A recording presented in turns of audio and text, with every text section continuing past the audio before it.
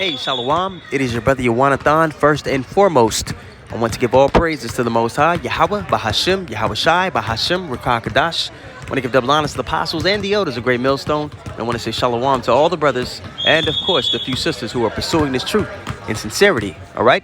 May the blessing of election be upon your house. Today, I'm going to just do an ad-lib onto the video Apostle Elder Gabar did, going into the fact if Yahawashi was here in this time, what camp would he be a part of? Because he wouldn't be a part of all camps because they teach different doctrines. You understand? We're all commanded in 1 Corinthians 1 and 10 to all speak the same thing, correct? He would be a part of a subset of men who are teaching 100% truth. And again, we explain this time and time again. When you go to Revelation, the 14th chapter, it's mentioned that there will be the elect would have no guile in their mouth, meaning the words they spoke would be pure.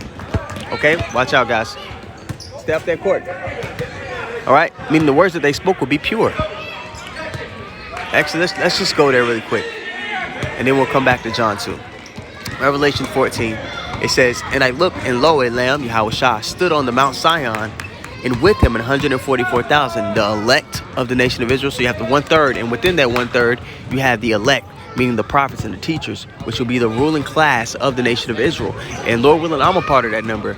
I always say when we're amongst the brothers, we're auditioning for kingship, correct? So it says 144,000 having his father's name written in their foreheads. And I heard a voice from heaven as a voice of many waters, and not only here, but in other places in the scriptures, is mentioned about the boldness of our Lord's voice, right? As a voice of many waters, and as a voice of a great thunder. And I heard the voice of harpers harping with their harps, and they sung as it were a new song. Now the new song is this pure doctrine that we've been given, okay?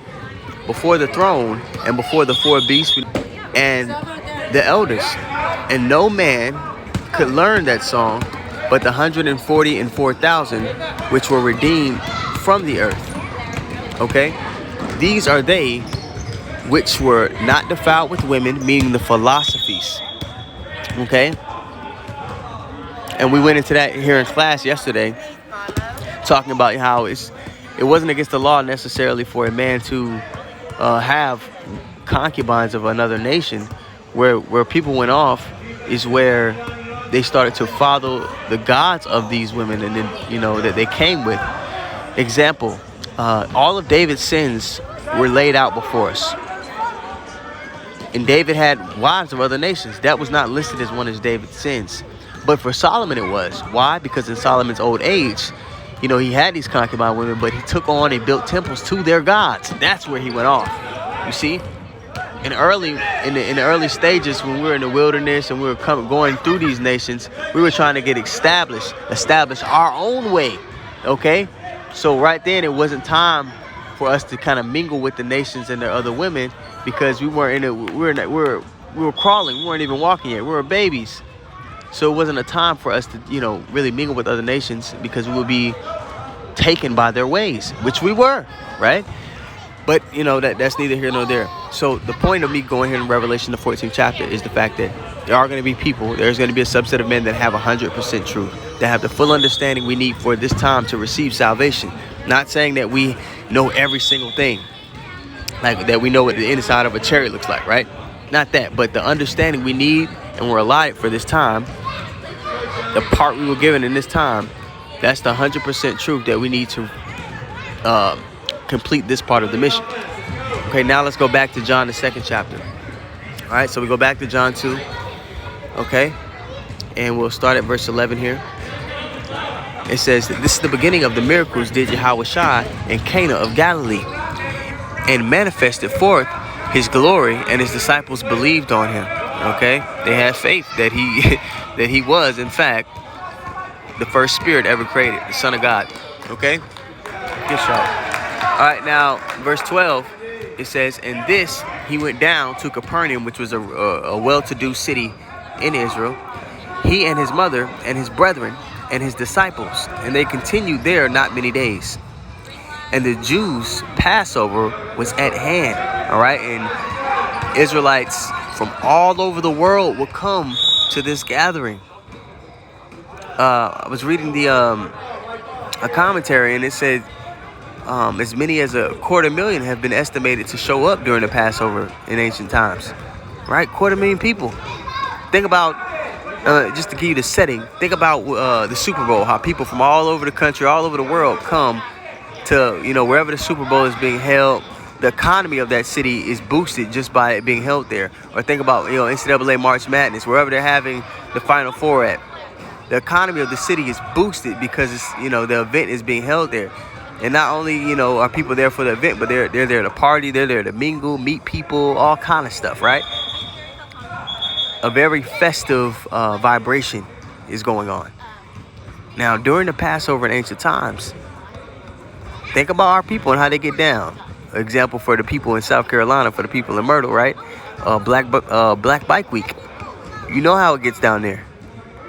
Or spring break in Miami or something like that. You know how people move, man. There's a lot of wickedness going on. And a lot of our people, they would come to Jerusalem during the time of the Passover, and they would be premeditating to commit wickedness, whether it was adultery, whether it was, all kinds of various things. Hey, guys, get off the court. Get off the court. All kinds of various things. And there would be people selling, animals for sacrifices. And it was kind of like, okay, these animals here, I'm going to buy these doves ahead of time. I know I'm going to do some BS, but I already got the sacrifice on deck.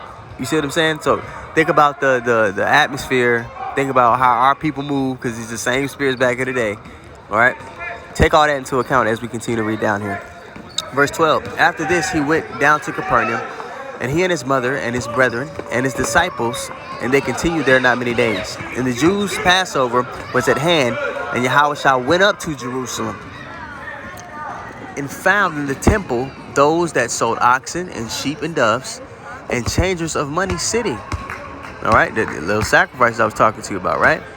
And when he had made a scourge of small cords, he drove them all out of the temple, and the sheep and the oxen, and poured out the changers of money, and overthrew the table. So what you have here in the temple, in and without, you have a time where sacred practices are supposed to be being established, but mixed in with that, you have some unseemly and profane things going on in the midst of it all. So you have unclean spirits operating in an unclean fashion. You see? And you had, I believe they were accepting particular. They didn't really accept foreign currency. They had the money changers to get pay with Israelite or our money. But I think there was an exception for particular Roman coins, because we were a province of Rome during the time. And I think you kind of get a little idea or a pulse on that with the whole when Yahawashi said to the Pharisees, whose subscription is on this coin, render unto Caesar what is Caesar's, and unto the Lord what is his. You know what I mean? So let's continue here, verse 16. It says, and he said unto them that sold doves, take these things hence, make not my father's house an house of merchandise. And his disciples remembered that it was written, the zeal of thine house hath eaten me up. Also, hands down, you have to consider that the Lord led with the doctrine. He led with the words of Yahawashi. He led with that. Okay, yeah, he, did miracles. But that was just to prove that he was who he said he was, that he was the Son of God, that he was that first spirit created. All right? But along with that, what came? You had heaps and heaps of Israelites who were there simply to get healed or fed. Niggas, right? Not there to hear the word. The word is going to do the gathering. This is Luke 4:18. It says, the Spirit of the Lord is upon me, because he hath anointed me to preach the gospel to the poor. He hath sent me to heal the brokenhearted, to preach deliverance to the captives, and recovering the sight to the blind, to set at liberty them that are bruised. All right, now I want to go to Mark 1. And when the Lord committed some of those miracles, it was instances where he would tell the person that he healed, not to tell people. about what he did, because he didn't do it for notoriety. He did, oftentimes out of compassion for those who were the poor, the brokenhearted, the downtrodden. Okay, Mark 1:44, actually 38. Let's start here at 38. It says, "And he said unto them, Let us go into the next towns, that I may preach there also. For therefore came I forth. And he preached in their synagogues through all Galilee, and cast out devils. And there came a leper unto him, man with leprosy, beseeching him and kneeling down to him, and saying unto him, If thou wilt, thou canst make me clean.